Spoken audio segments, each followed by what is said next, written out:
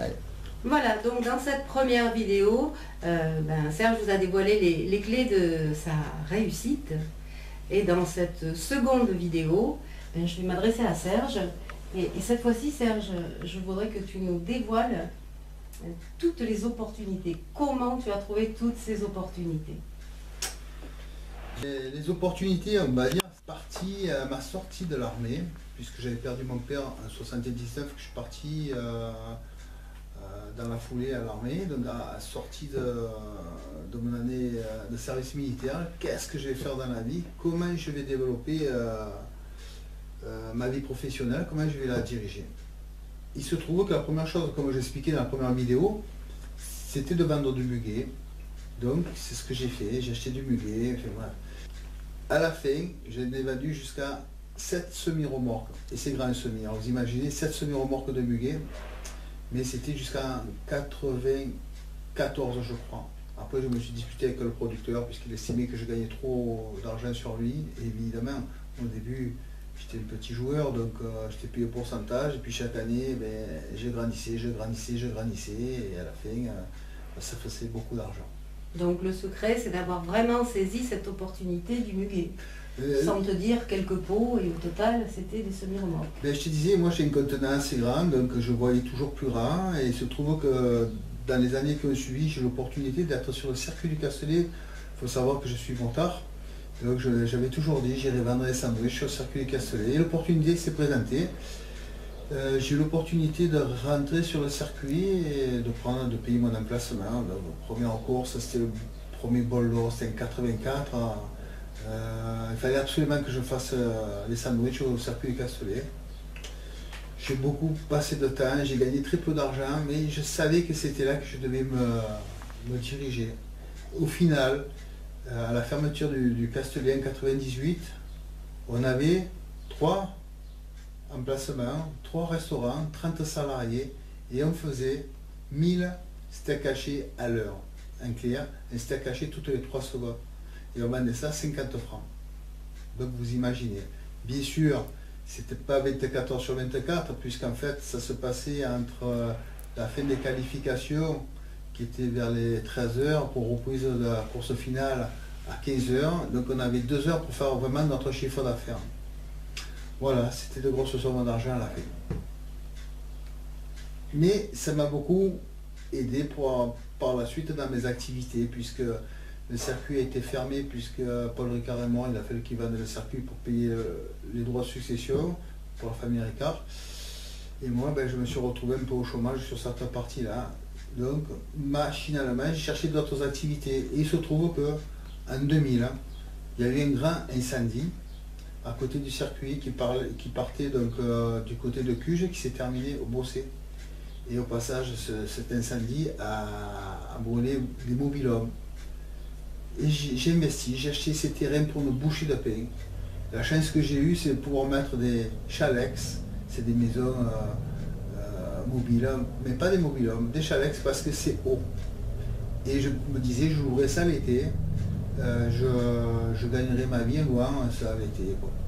Il se trouve que les 4 chalets que j'ai mis sur ce terrain, j'en ai vendu 2 depuis, puisque ça n'avait pas de valeur immobilière. Mais en attendant, 800 € par mois chaque chalet depuis 2002-2003. Aujourd'hui, vous voyez un peu ce que ça peut me laisser. Donc la crise immobilière aidant, l'opportunité, tu as mis des chalets. Alors, il faut savoir, Fabienne, tu étais avec moi dans l'affaire, on pensait louer que l'été. Et comme tu dis, effectivement, on préfère louer nous à l'année, avoir moins de soucis de va et de vient, et quelqu'un de stable, c'est plus confort pour nous, puisqu'on crée des revenus récurrents automatisés, on dira. Alors est-ce que tu peux nous dire précisément aujourd'hui, parce que tu parles du Castellet, tu parles des motos, tu parles de l'incendie, j'étais là quand il a saisi l'opportunité, c'était un spectacle. Voilà. Est-ce que tu peux nous dire aujourd'hui, en 2015, combien de chalets tu as eu? Parce qu'on parlera plus tard de ceux que tu as revendus, mais du jour de l'incendie à aujourd'hui, achat et vente? Alors effectivement, j'avais un chalet qui s'autofinançait, et ce qui fait que je vivais dans les chalets, je construisais les chalets, dès qu'il était fini, je passais au chalet de suivant. Alors ça ne représentait pas des grosses sommes, parce que tout simplement, on est tombé, ou j'ai eu l'opportunité, je ne sais pas, bref, en attendant, il fallait que les gens qui achetaient des chalets, ils les déblayent de leur terrain, parce qu'ils s'en étaient servis, eux, à l'époque, pour pouvoir construire leur maison. Ils vivaient à côté, et bien sûr, ils ne démontaient pas les chalets. Et les communes s'en sont aperçues parce qu'ils rachetaient les photos des satellites de leur commune et comptaient le nombre de toitures qu'il y avait sur leur commune. Donc il y a une anomalie entre la déclaration foncière et la réalité. Donc ils demandaient aux gens de démonter les chalets, ou sinon ils avaient des pénalités. Et je suis tombé pile à ce moment-là. Donc j'ai racheté des chalets pour une bouchée de pain en clair pour 1 500 €. Il suffisait juste de les mettre sur des porte-chars et les transporter. Donc une opération avec le terrain qui appartient à la commune, puisque c'est un parc résidentiel de loisirs, ça me revenait entre 15 et 25 000 € suivant les prestations que je voulais mettre dedans. Donc on va dire qu'en moins de 4 ans, je suis rentré sur j'avais un retour d'investissement.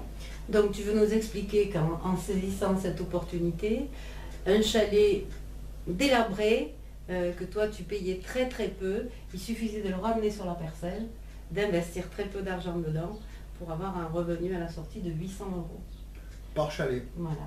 Alors je dirais pas délabré, en fait effectivement on a eu des beaux chalets, des moins beaux chalets. On a eu des chalets et il fallait avoir le courage, il fallait y croire et on y a cru, nous, on s'est investi complètement et aujourd'hui je crois que c'est les plus beaux chalets du domaine.